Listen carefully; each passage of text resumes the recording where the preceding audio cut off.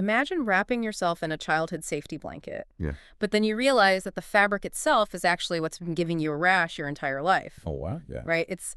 That is the exact premise we are looking at today. But instead of a literal blanket, we are talking about Holy Scripture. Right.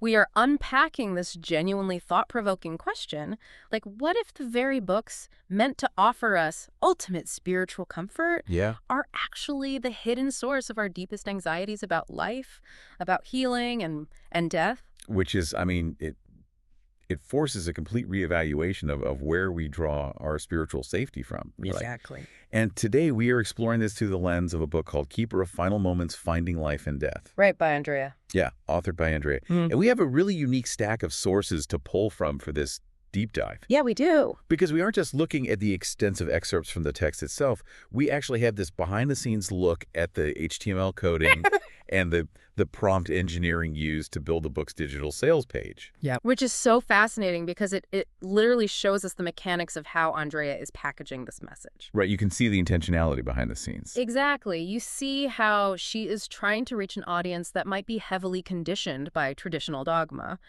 And our mission today is to dig into her, highly provocative insights on Scripture, which she calls human filters, and the biological nature of fear. Yeah, the biological part is wild. It is so wild. We want to understand her argument that questioning deeply held religious doctrines might actually be the literal key to unlocking tangible physical healing. Right, because we are looking at the mechanism of belief here and how a conceptual theology literally physically alters the human body down to the cellular level. Down to the cells, yeah.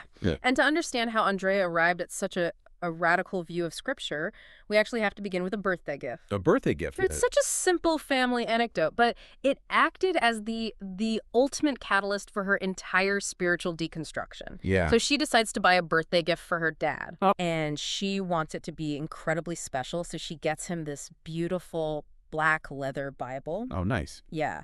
And she has his name elegantly engraved in gold on the cover. Very thoughtful. Right, very thoughtful. So she hands it to him, expecting, the standard emotional father-daughter moment. Sure.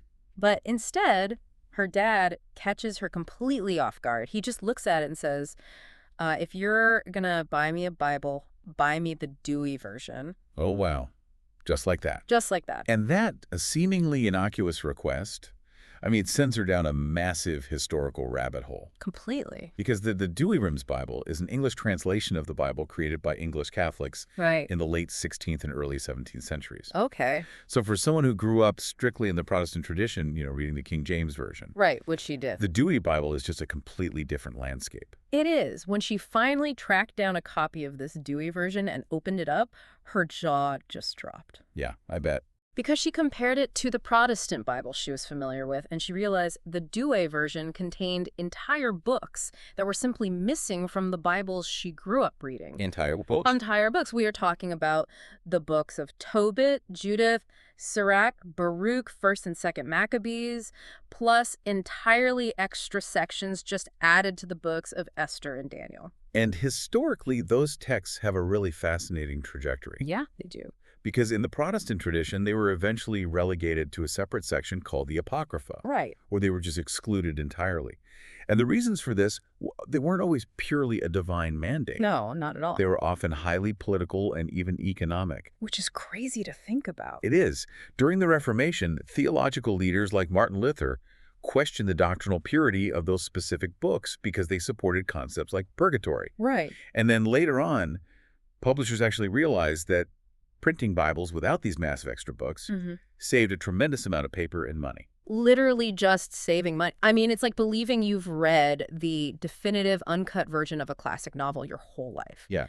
Only to find out there is a completely different edition with extra chapters that some publisher somewhere just decided you simply didn't need to read. Exactly. It completely shattered her paradigm. Like, if this text is supposed to be the singular, absolute, unadulterated divine word of a creator, right, how do we reconcile entire books being added or removed simply based on the publisher or the century or the specific denomination printing it? Right. And Andrea Artz's answer to that question shifts the entire focus away from the words on the page and directly onto the writers themselves. The human element. The human element, exactly.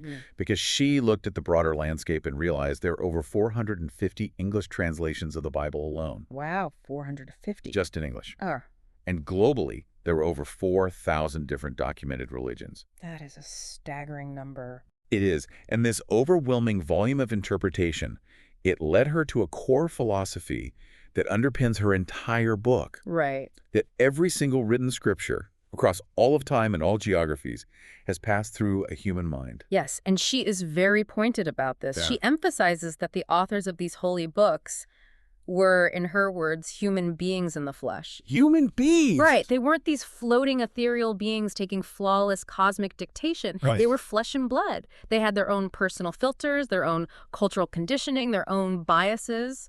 And their own political agenda. Exactly, and their own egos. Because placing those scribes on an infallible pedestal, it essentially outsources your spiritual authority to an ancient writer's personal interpretation of the divine. Right, you're giving away your power. Exactly.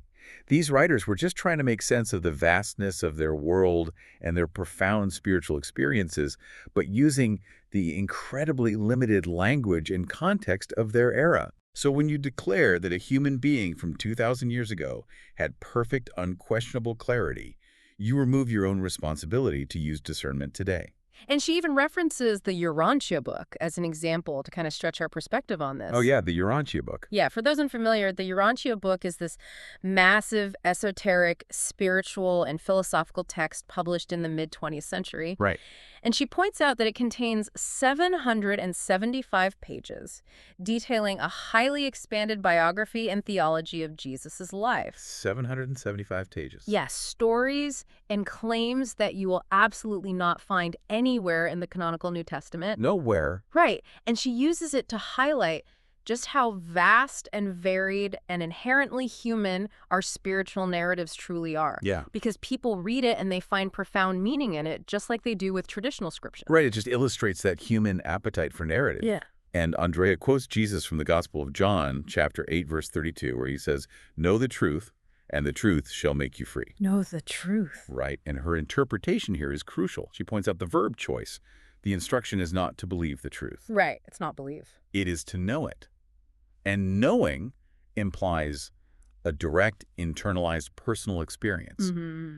Whereas believing, especially in the context of rigid religious dogma, well, it often just means accepting someone else's written account of their experience without questioning it. Okay, so I have to push back on this a little bit. Okay, go for it. Because if we accept her premise that every holy book is just a human interpretation, right, filtered through a human ego with all its flaws, Yeah. doesn't that make the foundation of all religious belief incredibly fragile? Yeah. I mean, if you pull that thread, the whole sweater unravels. Uh-oh, completely. Right? So how is a regular person supposed to navigate their faith if they can't trust whether a specific passage is actual divine truth or just an ancient scribe's personal, politically motivated opinion? Well, that fragility is actually exactly the point she's trying to make. Really? Yeah, because when you strip away the illusion that human scribes are infallible, you force a crisis of faith that is actually highly productive. Oh, I see. The unraveling sweater is a feature. It's not a bug. Wow, okay. Because once you realize the external text is fallible, Yeah. you have nowhere left to look but inward. Right, you have to trust yourself. Exactly. You are forced to rely on your own innate internal compass Yeah. rather than external dictates. Yeah. And this is where Andrea analysis gets into the much darker side of human filters. Okay. Specifically, what happens when ancient scribes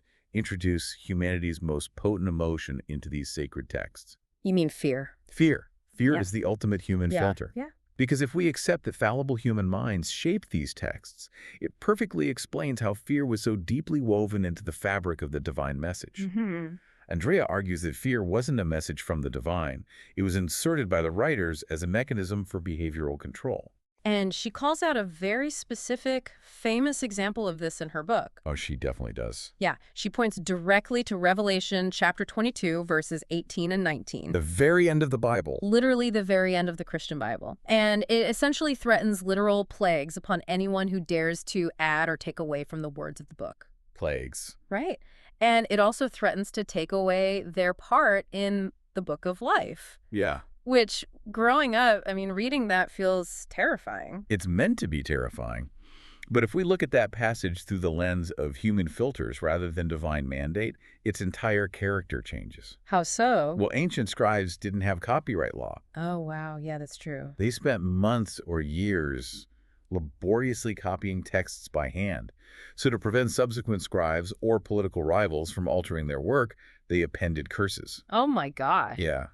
So Andrea doesn't sense divine protection of the text when she reads those verses. She senses human manipulation, greed, and the ego of a writer just trying to protect his intellectual property. That is wild. It is literally a man-made commandment designed to terrify the reader into absolute compliance. Exactly. It essentially reads like ancient copyright protection enforced by terror. Yes. Like, believe this exact translation, do not change my words, or else the literal plagues are coming for you. Right. It is a spiritual hostage situation. That's a great way to put it. Yeah. And Andrea argues that this specific type of coercion creates a condition she terms spiritual amnesia. Spiritual amnesia. That phrase just feels so heavy. It does. It describes a state where humans are so thoroughly terrified of external punishment, Right. of plagues, of hell, of divine wrath, Huh. that they literally forget their own divine nature. They just forget who they are. They forget that they are an integral, connected part of the universe. They end up seeing themselves as separate from the divine, kind of groveling for mercy rather than being an expression of it. And you see this everywhere in how historical doctrines frame our entire existence, especially the end of it. Oh, absolutely. Like, she critiques how traditional dogma persistently frames death as a defeat. Yeah. It's always framed as a battle lost rather than a natural sacred transition. We hear that all the time. We use that language constantly today. Like, Yeah. they lost their battle with cancer. Right. It immediately frames the end of human life as a violent failure. And framing life as a battle to be won or lost, it keeps the human soul tethered to very low vibrational, fear-based states. Yeah. If you are constantly afraid of judgment, of failing the battle, of angering the scribe's version of God, you are trapped in anxiety. You're stuck. You are. You cannot access higher states of peace or consciousness when your primary spiritual driver is just avoiding punishment. And the sources mention that this isn't just some modern progressive critique either. No, not at all. Oh, If we look back at early Gnostic texts, Okay. which were among those historical writings excluded from the canonical Bible, by the way, they argued something very similar regarding the nature of humanity's struggles. Yeah. The Gnostics proposed that the original fall of man wasn't a literal story about Adam and Eve eating a piece of fruit and angering an external deity. right. They believed the true fall was humanity simply forgetting who we are. Wow. It was the onset of this exact spiritual amnesia. Mhm. We fell out of awareness of our own divine connection and into a state of fear and separation. So the original sin was basically just forgetting our own internal power. Exactly. And here is where Andrea's work takes a massive, really compelling pivot for me. Oh, yeah. This is the best part. Because she moves from philosophical theology into literal human biology. Yes. Because this spiritual amnesia, this deeply ingrained religious fear from those childhood safety blankets that actually give us rashes, You're right. it isn't just a mental dilemma. She argues it has severe, tangible consequences on our physical bodies and our biological ability to heal. She completely breaks down the mind-body connection through the lens of spiritual trauma. Her fundamental assertion is that God, or divine intelligence, is not an entity sitting on a cloud outside of us, keeping a ledger of our sins. Right. She believes divine intelligence is present in every single cell, atom, and molecule of the human body. And she uses this incredible metaphor that the physical body itself is the umbilical cord to divine intelligence. That's a great visual. I love that image. But biologically, what does she actually mean by that? Like, how does a conceptual fear of a scripture alter what a literal cell is doing? Well, we have to look at how the human nervous system responds to threat, Okay. because the brain cannot always distinguish between a physical threat standing right in front of you and a conceptual threat you are intensely imagining. Like eternal hellfire. Exactly. If your deeply held religious belief system tells you that you are inherently sinful, that you are being judged constantly, and that eternal hellfire awaits you if you make a mistake, your brain perceives a persistent existential threat. So you are essentially triggering the fight or flight response based purely on theology. That is the exact mechanism. You are activating the sympathetic nervous system. Your brain signals your adrenal glands to release stress hormones like cortisol and adrenaline. Right. Your heart rate elevates, your digestion slows down, and your immune system is suppressed because all your biological energy is being diverted to survive this perceived threat. Wow. So if you are operating from a constant fear of God, you are essentially in a state of chronic, low-grade biological panic. You are crimping that umbilical cord. You really are. And Andrea explains that this persistent anxiety doesn't just float away after Sunday service. No. It actually crystallizes in the physical body. Crystallize. Yeah, unprocessed thoughts, especially those highly charged with intense fear and shame, they settle into the nervous system. And over years and decades, this crystallized fear manifests as chronic tension, disharmony, cellular inflammation, and eventually actual physical disease. Because, as she puts it, the cells are literally listening. Yes. The cells hear everything we think. So if you are praying out of pure terror, just begging an external God to save you because you feel unworthy, your cells are literally bathing in the biochemical vibration of terror and unworthiness. Exactly. And on a cellular level, a cell cannot be in a state of defense and a state of growth at the same time. Oh, wow.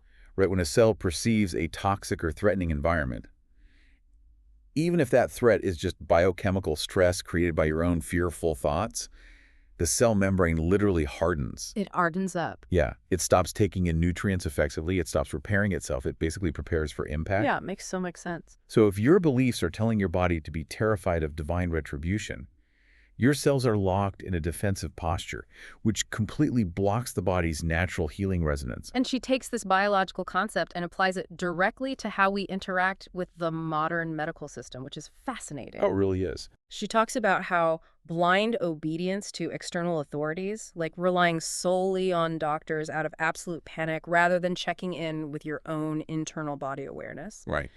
She says that is a symptom of this exact same fear. Like we outsource our healing to a guy in a white coat, just like we outsourced our spiritual authority to an ancient scribe. It's the exact same pattern. And shifting away from fearing God and moving toward deeply examining the self is what begins to reverse this process. Okay.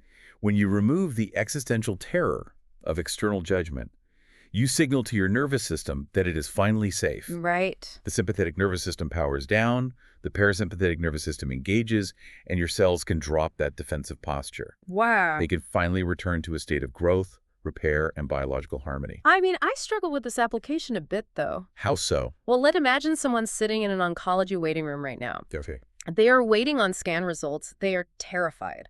How on earth do they just drop decades of inherited, biologically ingrained religious fear? It's hard. Like, you can't just breathe away a panic attack that is driven by the very real fear of death and maybe decades of being told you might go to hell. No, you can't. And Andrea's methodology doesn't suggest it happens instantly or effortlessly. Okay. In that waiting room, her approach is to shift the direction of the focus. Instead of directing panic, desperate prayers outward to an entity in the sky pleading to be spared, she suggests bringing your focus entirely inward to the physical sensation of the body. So you don't just try to ignore the fear. No, you don't try to banish it, you interrogate it. Interrogate it. Right, you acknowledge the terror in your chest, and you ask yourself, is this fear actually mine based on what is happening in this exact second? Or is it a historical inherited pattern I was taught to believe about my own unworthiness? Ah, so you essentially step outside the script you've been handed and observe it. Exactly. You visualize the breath entering your cells, recognizing that the intelligence required to heal, to maintain homeostasis, is already present within your own biology. Right. You shift from a plea of desperation to a state of internal listening.